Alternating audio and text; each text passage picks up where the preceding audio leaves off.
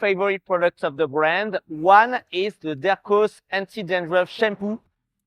Voilà, là vous avez vu, je viens de tout simplement passer en lecture une vidéo avec des sous-titres et ça, ces sous-titres-là, ils ont été automatiquement générés. Donc plutôt cool.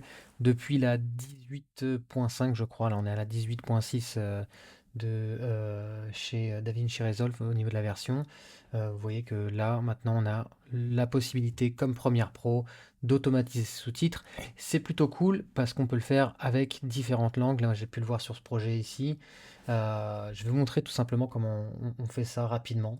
Donc du coup, vous allez bien évidemment sur votre timeline, activer, vous allez dans l'option timeline en haut et vous allez descendre jusqu'à Create Subtitle from Audio.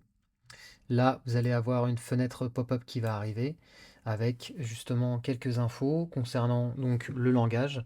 Ici, il est en anglais, mais vous pouvez aussi lui dire auto et il va en général plutôt bien auto-détecter le langage. J'ai essayé en italien, en espagnol, en français, en anglais. Pour le moment, ça marche plutôt bien. Caption preset, ici, on va le laisser par défaut. Et ensuite, le nombre de caractères par ligne. Donc ça va dépendre en fait effectivement aussi du format que vous allez choisir. Là, en l'occurrence, j'ai mis 18, je crois que c'était le format par défaut, parce que je suis en format vertical. Et ensuite, vous pouvez choisir une ou deux lignes. Donc ça dépendra aussi de ce que vous cherchez à faire. Mais vous pouvez aussi doubler les lignes, donc ça c'est bon à savoir. Et ensuite, vous avez effectivement le gap entre les sous-titres.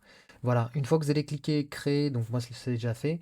Et donc du coup, vous allez avoir une piste de sous-titres qui va s'auto-générer. Et là, vous allez pouvoir la voir ici, effectivement.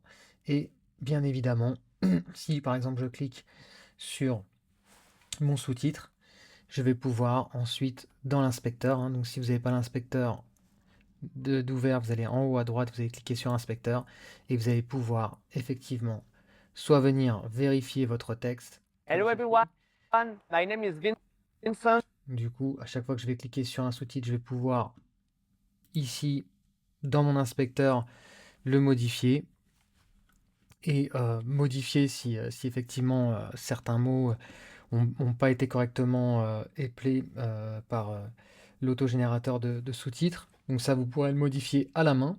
Et du coup, dans l'option track, vous pouvez modifier l'ensemble des paramètres de votre police, à savoir donc la police, la couleur, la taille, les espacements, si vous voulez ça en capital, etc. Donc vous pouvez aller vraiment même choisir son positionnement, etc. Donc ça, si vous voulez une vidéo un peu plus détaillée là-dessus, je pourrais effectivement vous faire une vidéo qui rentre plus dans le détail des options. C'est comme ça qu'on va auto-générer des sous-titres sans même se prendre la tête à les écrire. Donc c'est super pratique. J'espère qu'en tout cas cette vidéo vous aura servi pour auto-générer des sous-titres. N'hésitez pas si vous avez des questions